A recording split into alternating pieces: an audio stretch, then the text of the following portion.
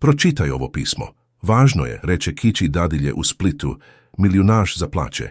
The spring sun in Split painted the Adriatic Sea in shades of azure that seemed too perfect to be real. Ancient stone streets of Diocletian's palace carried the mingled scents of lavender, roasted coffee, and sea salt, while seagulls cried overhead, their voices echoing off limestone walls that had witnessed 2 millennia of human drama. In the exclusive hillside neighborhood of Marjan, overlooking the bustling harbor below, stood a modern glass villa that screamed wealth with every gleaming surface. Inside, Marko Radic adjusted his Italian silk tie while scrolling through his phone, checking the morning reports from his chain of luxury resorts scattered across the Croatian coast.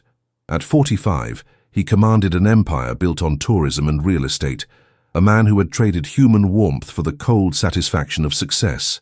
His fingers moved across the screen with practiced efficiency, approving million-kuna transactions as easily as most people ordered morning coffee. The morning light streaming through floor-to-ceiling windows illuminated a life of material perfection, yet somehow felt as cold as winter wind from the Velebit mountains. A soft knock interrupted his concentration, followed by the gentle voice of 8-year-old Lucia, daughter of his live-in housekeeper. She stood in the doorway holding a yellowed envelope, her dark eyes serious beyond her years, speaking the words that would shatter his carefully constructed world. Pročitaj ovo pismo. Važno je. Read this letter. It's important. Marko barely glanced up from his phone, dismissing her with the same casual indifference he showed to all interruptions. But Lucia stepped closer, her small bare feet silent on the marble floor, extending the envelope with stubborn determination that reminded him uncomfortably of someone from his distant past. The paper felt fragile in his manicured hands, aged and worn like ancient parchment, and when he saw the sender's name written in faded blue ink, his blood turned to ice water. It was from his mother, Ruja Radic, who had died 15 years ago during one of Split's harsh winter storms. His phone clattered to the floor as trembling fingers traced the familiar handwriting, each letter a ghost, reaching across the years to reclaim a debt he thought buried forever. Prije nego, što nastavimo s ovom nevjerojatnom pričom, reci nam, iz koje nas zemlje gledaš? Ostavi komentar i klikni na gumb hype ili like kako bi ovaj video došao do još više ljudi. Pretplati se na kanal, ne smiješ propustiti sutrašnju priču. A sada, idemo dalje. The envelope bore a postmark from 1995, during those desperate years when Croatia was rebuilding from war's ashes, when families counted kunas instead of euros, and hope was measured in small victories. Marko's hands shook as he broke the brittle seal, releasing the musty scent of old paper and forgotten secrets. Inside, his mother's careful script told a story he had always suspected but never dared to face, the true origin of his wealth, the sacrifice that built his empire, the price paid in love and dignity that he had spent decades trying to forget. Each word cut deeper than a Slavonian winter wind, stripping away layers of self-deception until only naked truth remained. As he read about nights when she cleaned offices for pennies while he slept, about meals she skipped so he could eat, about dreams she buried so his could take flight, the successful businessman felt his carefully constructed persona crumbling like old mortar between ancient stones. The letter revealed how she had sold her mother's wedding ring, the only valuable thing the family owned, to pay for his first semester at the University of Zagreb. Mara Božić, the housekeeper who had served his family for 12 years, watched from the kitchen doorway with knowing eyes that had seen too much of life's bitter poetry. She recognized the expression crossing her employer's face, the same look she'd worn 20 years ago when her husband died in the Homeland War, leaving her with nothing but memories and a small daughter to raise.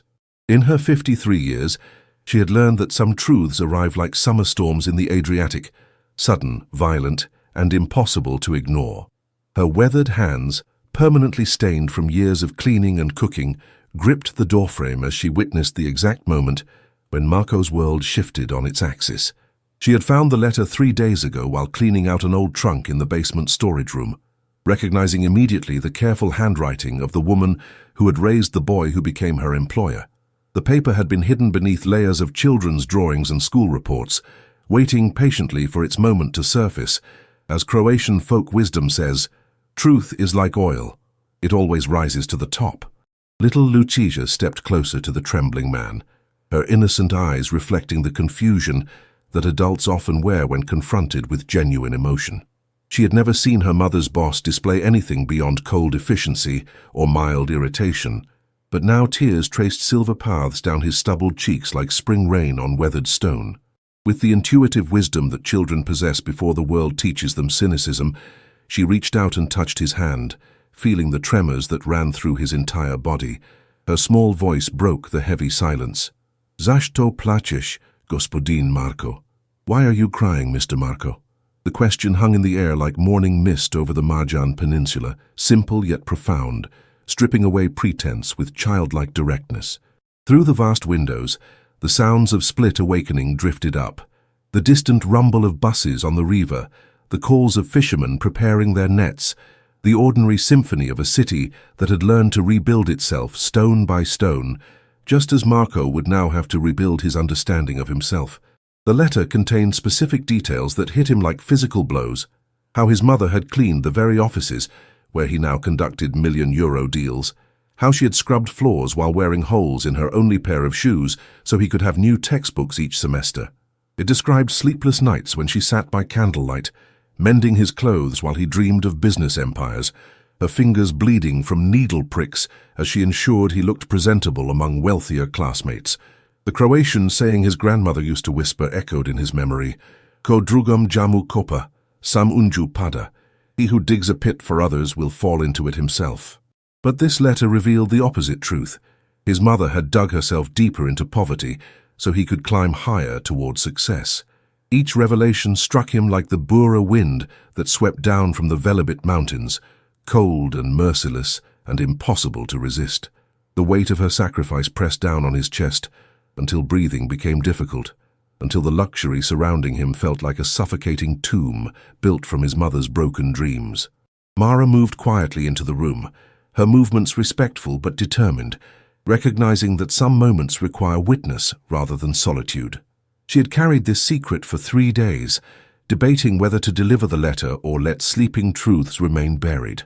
But Croatian mothers understand the importance of debts paid and stories told, especially when those stories concern the children they raised with their own hands. She sat gently beside her daughter, pulling Lucia onto her lap, while maintaining the careful distance that years of domestic service had taught her to observe. Yet her eyes held compassion that transcended social boundaries, the universal understanding of one parent for another's sacrifice.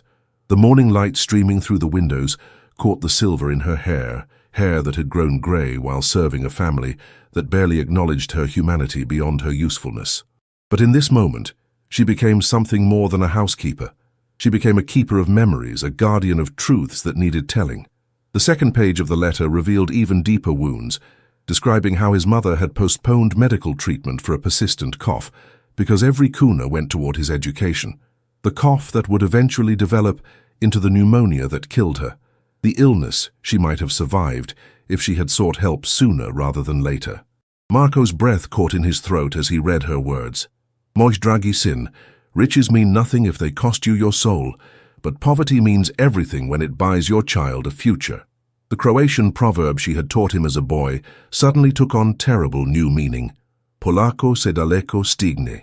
Slowly but surely, you reach far. She had moved slowly, sacrificially, ensuring that each step of his journey was built on the foundation of her suffering. The successful businessman who commanded respect in boardrooms across Europe felt smaller than a child, diminished by the magnitude of a love he had never properly understood or acknowledged.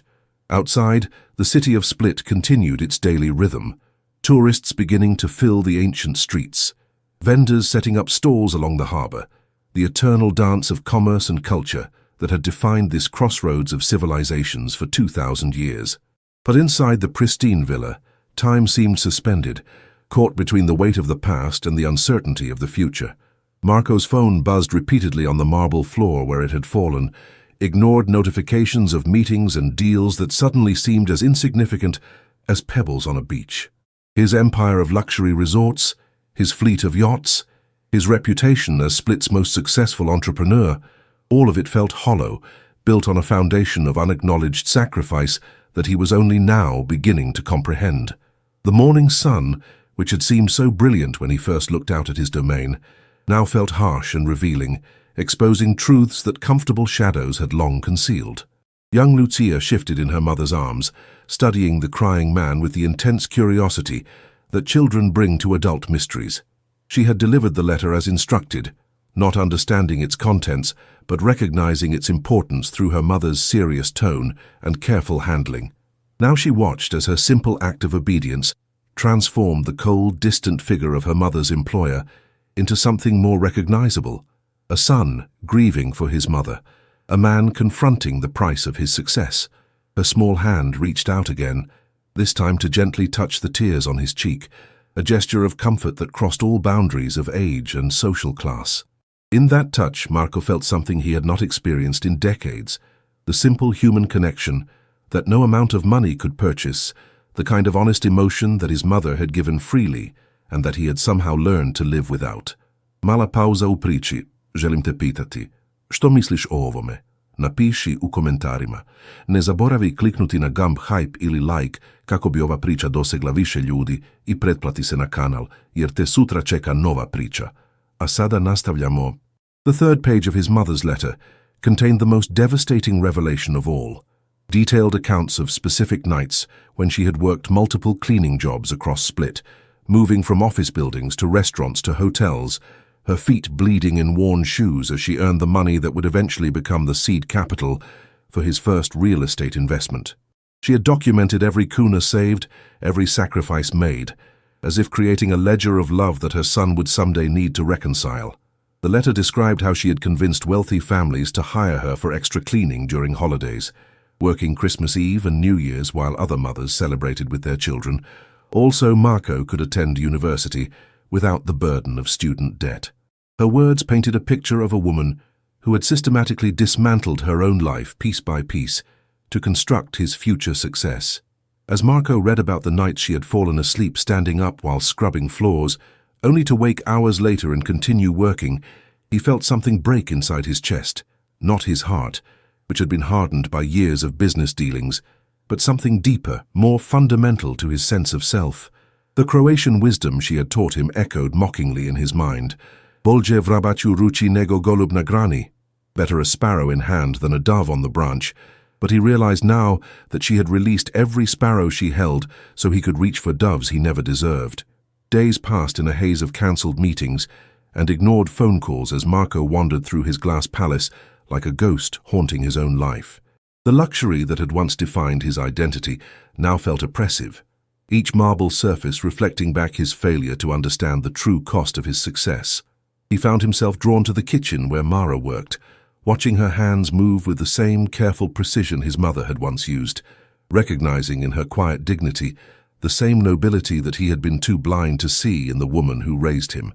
The housekeeper noticed his presence, but continued her tasks with professional discretion, though her eyes held a wariness born from years of navigating the unpredictable moods of employers.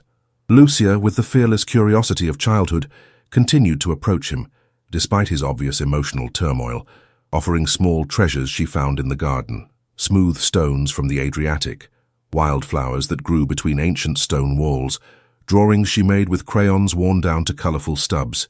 Her innocent attempts at comfort only deepened his anguish, reminding him of the child he had once been before ambition had calcified his heart into something unrecognizable. The villa that had once felt like a temple to his achievements now seemed like a mausoleum, beautiful and cold and utterly lifeless.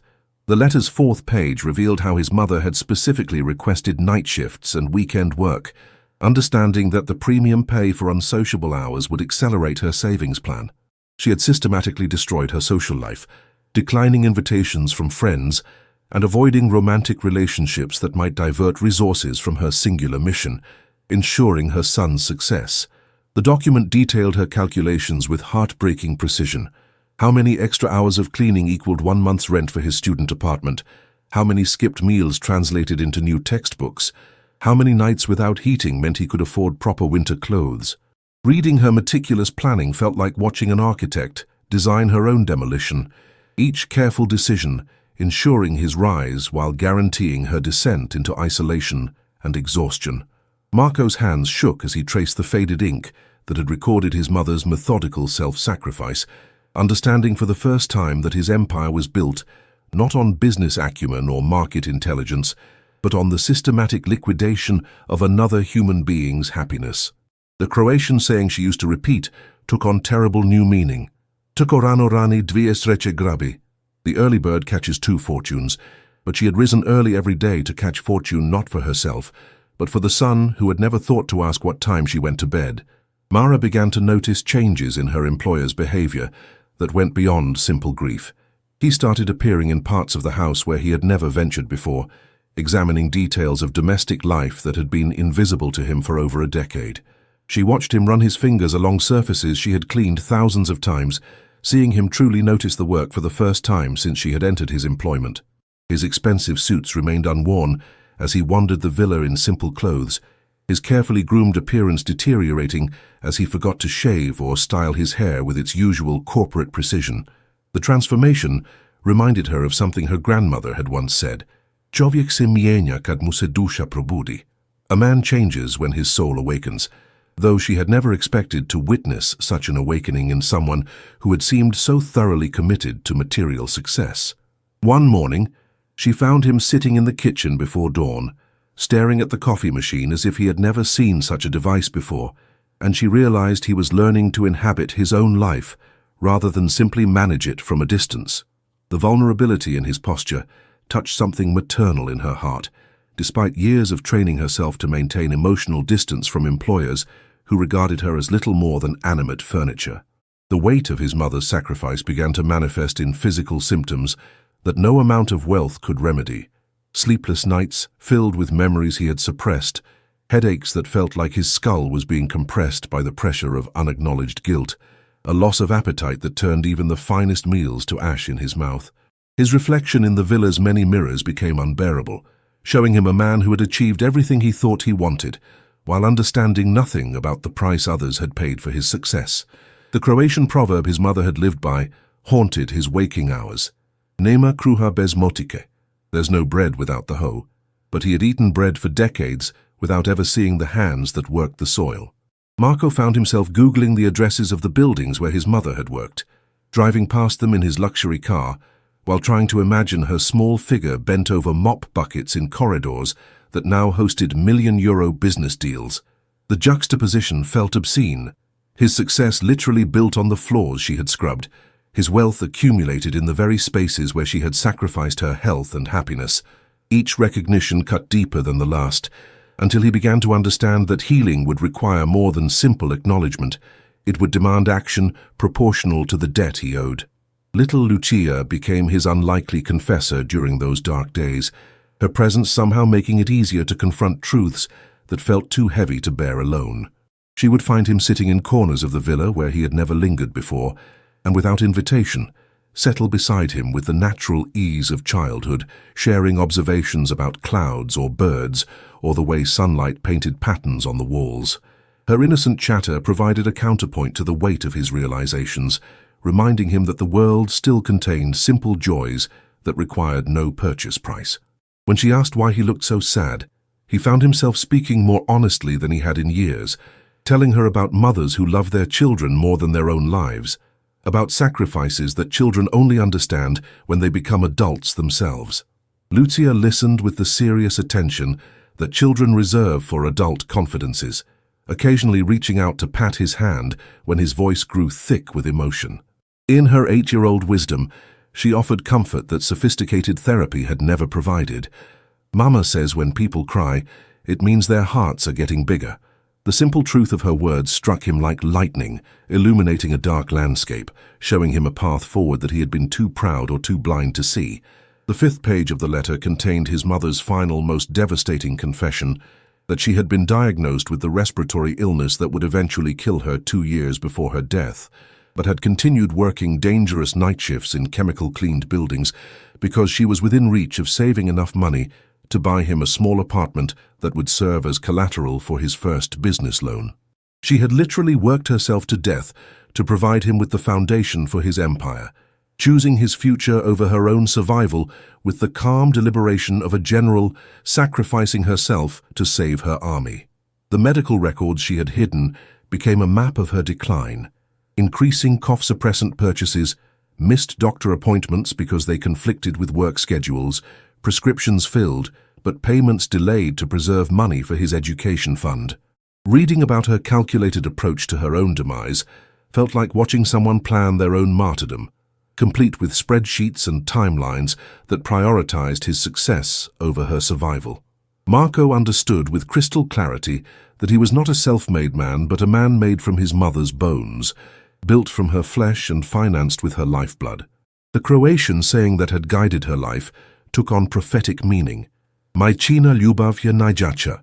A mother's love is the strongest, strong enough to accept death as a reasonable price for her child's prosperity. As the full scope of his mother's sacrifice became clear, Marco experienced a crisis that went beyond guilt into territory that felt like spiritual awakening mixed with psychological breakdown. He began to see his luxury villa not as a symbol of achievement, but as a monument to unconscious cruelty. Every marble surface polished with his mother's unpaid labor, every expensive fixture representing hours she had worked while sick and exhausted. The view of the Adriatic that had once filled him with proprietary pride now reminded him of tears, salt water stretching to horizons that his mother had never lived to see. His business empire, which had seemed like proof of his exceptional abilities, revealed itself as an elaborate structure built on foundations he had never examined, sustained by sacrifices he had never acknowledged. The transformation felt like watching his own life from the outside, seeing clearly for the first time the terrible arithmetic of success that required other people's suffering as its basic currency. Croatian folk wisdom that had once seemed like quaint traditionalism now revealed itself as hard-earned truth. Što se tiče, tu si I stiče. What touches you, you also achieve. But his mother had achieved his success by allowing it to touch her until it consumed her completely. Mara watched her employer's disintegration with growing concern, recognizing in his behavior the signs of someone confronting truths too large for immediate processing. She had lived through her own version of this crisis after her husband's death, when she realized that grief was not just about missing the dead, but about understanding how much of life you had taken for granted while they were alive. The difference was that Marco's awakening was complicated by wealth and success that had insulated him from ordinary human experience, making his fall from ignorance into awareness more dramatic and potentially more dangerous. She began to worry about finding him some morning, having made a decision that his guilt could not survive, understanding from her own experience that revelation without redemption could become a form of spiritual poison. As someone who had spent years observing the wealthy from the invisible position of domestic service, she knew that rich people's emotional crises often involved resources and options that created their own forms of suffering, the ability to isolate completely, to disappear into guilt and self-recrimination without the necessity of daily survival forcing them back into engagement with life. Her maternal instincts, honed by raising Lucia alone, began to extend toward her employer despite their vast differences in social position, because she recognized that suffering was suffering regardless of its material context. The letter's conclusion contained instructions that hit Marco like a physical blow, detailed directions for finding a safety deposit box in an old Split bank, along with the key taped to the envelope's interior. His mother had left him not just her confession, but a final gift that she had somehow managed to save despite her poverty, something she considered more valuable than the money she had sacrificed for his education.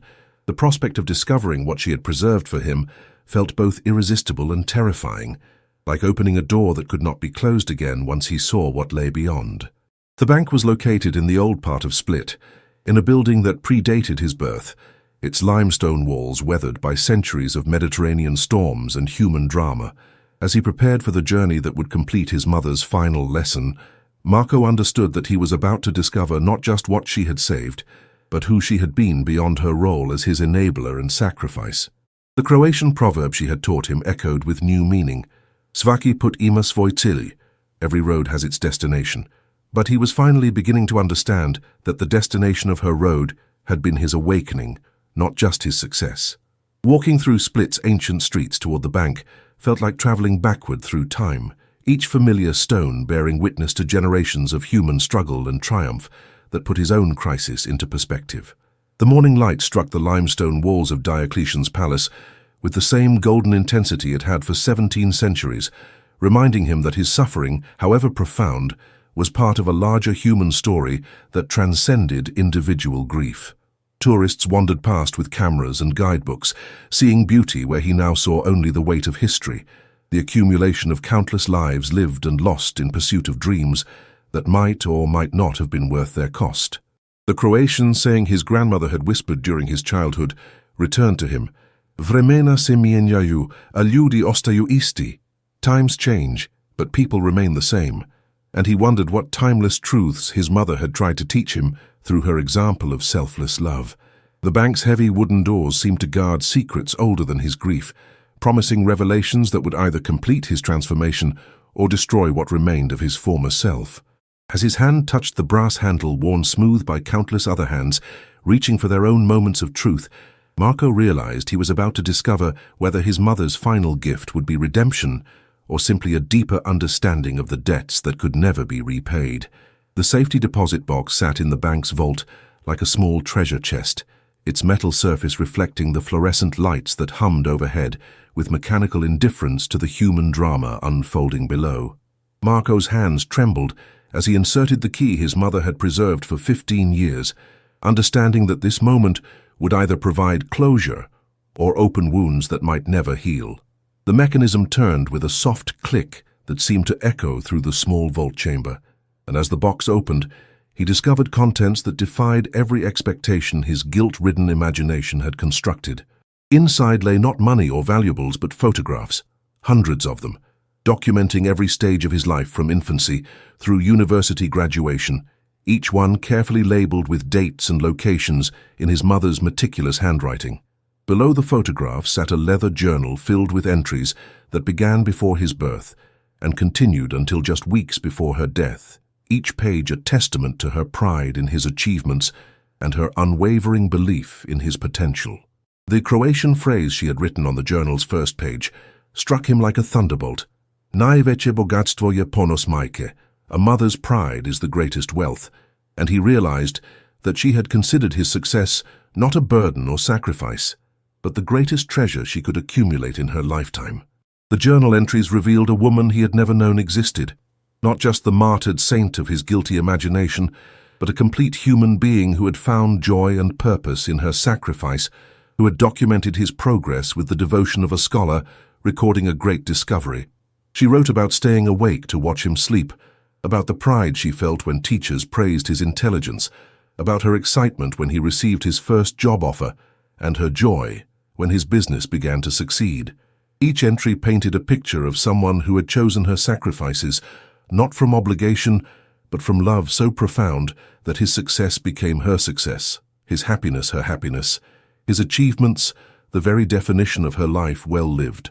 Reading her words, Marco began to understand that his guilt, however sincere, was actually a form of selfishness, an assumption that her choices had been imposed upon her rather than freely made, a refusal to honor her autonomy and her right to find meaning in whatever way felt authentic to her experience.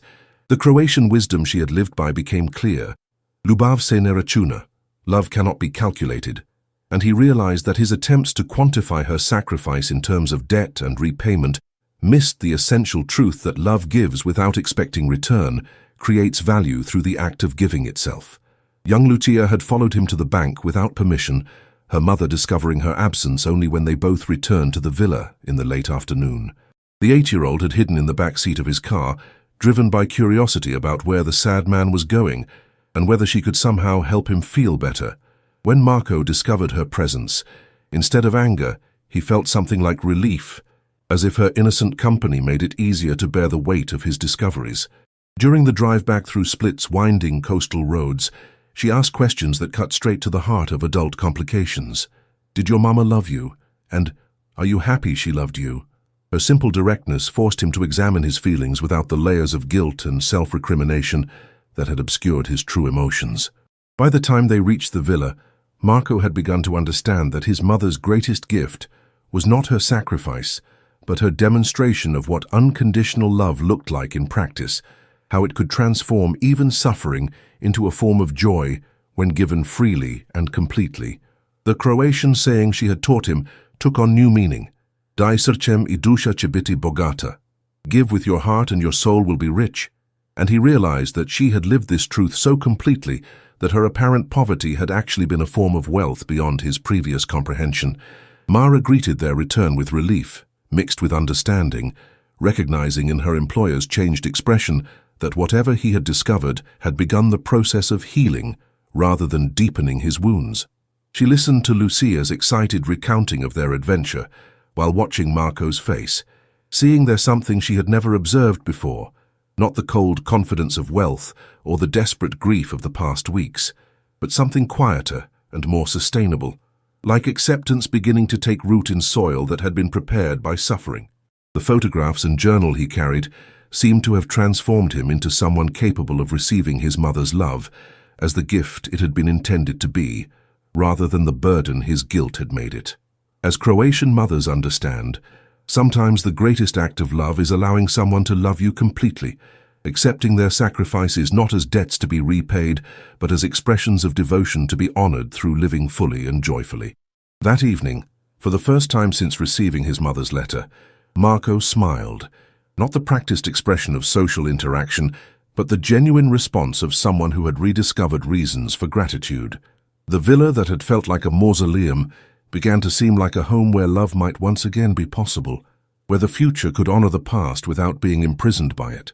That same evening, Marco made a decision that would have seemed impossible just weeks earlier. He gathered Mara and Lucia in the villa's main room and told them the complete story of his mother's sacrifice, holding nothing back about his own blindness and ingratitude. As he spoke, he realized that confession was not just about unburdening his guilt, but about honoring his mother's memory by ensuring her story would be remembered by people who understood the true value of love over wealth. The next morning he called the local television station and arranged for an interview, not to promote his business empire, but to tell Split about a cleaning woman named Ruja Radic, who had built something more valuable than any resort or yacht, a son who finally understood what it meant to be loved unconditionally. Standing before cameras in the villa where his mother's hands had never touched the marble surfaces she had paid for, Marco spoke her name with the reverence usually reserved for saints, describing her sacrifices with the precision of someone reading from sacred text.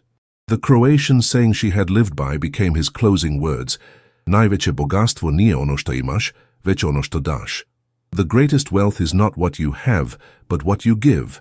And as he spoke, viewers across the region recognized the universal truth of mothers who love beyond reason, and children who sometimes learn gratitude too late. Within hours of the broadcast, Marco's phone rang with calls from people whose own mothers had cleaned offices, served tables, and sacrificed dreams so their children could reach higher ground.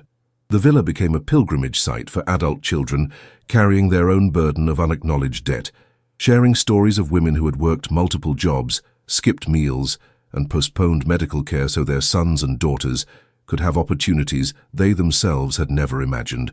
Marco listened to each story with the attention of someone receiving communion, understanding that his mother's sacrifice was part of a vast network of love that connected every ambitious child to the parents who had made their success possible. That afternoon, he announced the creation of the Ruja Radic Foundation, dedicated to providing scholarships for children of domestic workers, ensuring that the next generation of cleaning women and housekeepers would see their sacrifices honored not just with gratitude, but with concrete support for their own children's dreams. The foundation's first scholarship recipient would be Lucia, whose innocent delivery of an old letter had triggered a transformation that rippled outward like stones thrown into still water, creating circles of change that would continue long after the original impact was forgotten. Standing in his mother's old neighborhood 3 months later, Marco watched as construction crews broke ground for the Ruja Radic Community Center, a place where working mothers could access free childcare, job training, and the kind of support his mother had never received during her years of invisible labor. Mara stood beside him, no longer his employee but his partner, in ensuring that his mother's story became a foundation for helping others rather than simply a source of personal redemption. Little Lucia ran between the construction workers with 8-year-old enthusiasm, her laughter echoing off the ancient stone walls that had witnessed centuries of human struggle and occasional triumph. The community center would bear his mother's name in bronze letters that would weather Mediterranean storms for generations, but more importantly, it would house programs designed by people who understood that love often wore the disguise of work clothes and carried the scent of cleaning solutions and late-night exhaustion.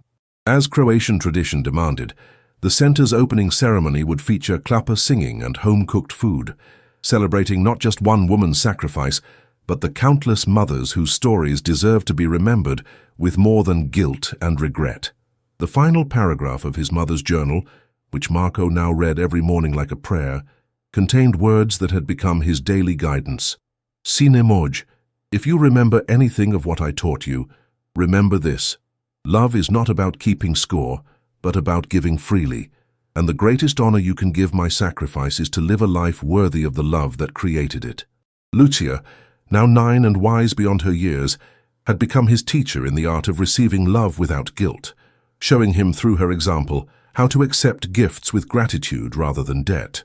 On quiet evenings in the villa that had been transformed from a monument to success into a home filled with voices and laughter, Marco would watch the sunset paint Split's ancient stones with golden light and understand that his mother's greatest achievement was not raising a wealthy son, but demonstrating that love could transform suffering into purpose, sacrifice into meaning, and even death into a form of eternal presence. The Croatian wisdom that had guided her life had become his truth. Ljubav je jedino što se množi kad se dijeli. Love is the only thing that multiplies when you share it, and he spent his remaining years ensuring that her multiplication would continue long after his own story reached its end. Ako te ova priča dirnula ili navela na razmišljanje, klikni na gumb hype ili like i napiši u komentarima što je na tebe ostavilo najveći dojam. Želimo čuti tvoje mišljenje. Ne zaboravi se pretplatiti na kanal. Hvala ti i vidimo se u sljedećoj priči.